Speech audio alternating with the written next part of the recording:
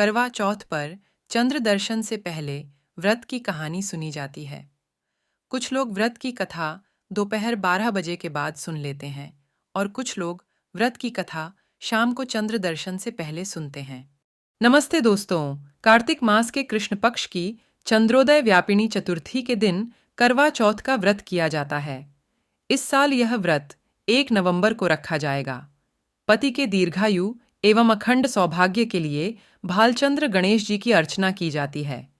करवा चौथ में गणेश चतुर्थी के व्रत की तरह दिन भर उपवास रखकर रात में चंद्रमा को अर्घ्य देने के बाद ही भोजन या फलाहार का विधान है। ये व्रत सौभाग्यवती महिलाएं अपने परिवार की परंपरा के अनुसार करती हैं। इस व्रत को 12 या 16 वर्ष तक लगातार किया जाता है। इसके बाद इसका उद्यापन भी किया जा सकता है। जो महिलाएं आजीवन करना चाहें तो आजीवन भी रख सकती हैं। अगर वीडियो अच्छी लगे तो लाइक, शेयर, कमेंट जरूर करिएगा और अगर आप चैनल पर नए हो तो सब्सक्राइब करना न भूलें। आइए सुनते हैं इस व्रत में सुनी जाने वाली कहानी। बहुत समय पहले की बात है। एक साहूकार के 7 बेटे और उनकी एक बहन करवा थी। सभी 7 भाई अपनी बहन से बहुत प्यार करते थे, यहाँ तक कि वे पहले उसे खाना खिलाते और बाद में स्वयं खाते थे। एक बार उनकी बहन ससुराल से मायके आई हुई थी। शाम को भाई जब अपना व्यापार व्यवसाय बंद कर घर आए तो देखा उनकी बहन बहुत व्याकुल थी।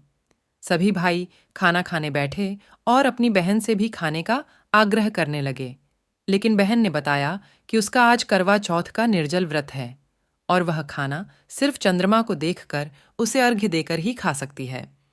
चूंकि चंद्रमा अभी तक नहीं निकला है, इसलिए वह भूख प्यास से व्याकुल हो उठी है। सबसे छोटे भाई को अपनी बहन की हालत देखी नहीं जाती और वह दूर पीपल के पेड़ पर एक दीपक जलाकर छलनी की ओट में रख देता है। दूर से देखने पर वह ऐसा प्रतीत होता है कि जैसे चतुर्थी का चांद उदित हो रहा हो।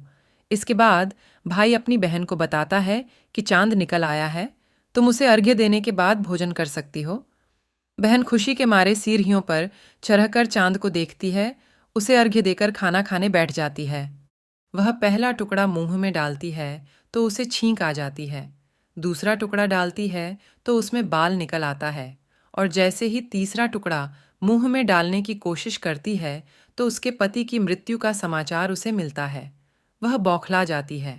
उसकी भाभी उसे सच्चाई से अवगत कराती है कि उसके साथ ऐसा क्यों हुआ। करवा चौथ का व्रत गलत तरीके से टूटने के कारण देवता उससे नाराज हो गए हैं और उन्होंने ऐसा किया है। सच्चाई जानने के बाद करवा निश्चय करती है कि वह अपने पति का अंतिम संस्कार नहीं होने देगी और अपने सतीत्व से उन्हें पुनर्जीवन दिलाकर रहेगी। वह पूरे 1 साल तक अपने पति के शव के पास बैठी रहती है, उसकी देखभाल करती है। उसके ऊपर उगने वाली सुईनुमा घास को वह एकत्रित करती जाती है। 1 साल बाद फिर करवा चौथ का दिन आता है। उसकी सभी भाभियां करवा चौथ का व्रत रखती हैं। जब भाभियां उससे आशीर्वाद लेने आती हैं तो वह प्रत्येक भाभी से यम सुई ले लो, पिए सुई दे दो, मुझे भी अपनी जैसी सुहागिन बना दो, ऐसा आग्रह करती है। लेकिन हर बार भाभी उसे अगली भाभी से आग्रह करने का कह चली जाती है। इस प्रकार जब 6ठे नंबर की भाभी आती है तो करवा उससे भी यही बात दोहराती है। ये भाभी उसे बताती है कि चूंकि सबसे छोटे भाई की वजह से उसका व्रत टूटा था, अतः उसकी पत्नी में ही शक्ति है कि वह तुम्हारे पति को दोबारा जीवित कर सकती है। इसलिए जब वह आए तो तुम उसे पकड़ लेना और जब तक वह तुम्हारे पति को जिंदा न कर दे उसे नहीं छोड़ना। ऐसा कहकर वह चली जाती है। सबसे अंत में छोटी भाभी आती है। करवा उनसे भी सुहागिन बनने का आग्रह करती है, लेकिन वह टाल मटोली करने लगती है। इसे देख करवा उन्हें जोर से पकड़ लेती है और अपने सुहाग को जिंदा करने के लिए कहती है।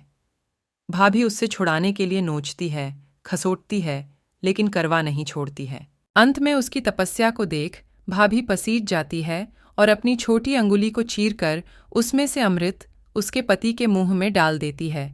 करवा का पति तुरंत श्री गणेश कहता हुआ उठ बैठता है। इस प्रकार प्रभु कृपा से उसकी छोटी भाभी के माध्यम से करवा को अपना सुहाग वापस मिल जाता है। हे श्री गणेश माँ गौरी, जिस प्रकार करवा को चिर सुहागन का वरदान आपसे मिला है, वैसा ही सब सुहागिनों को मिले।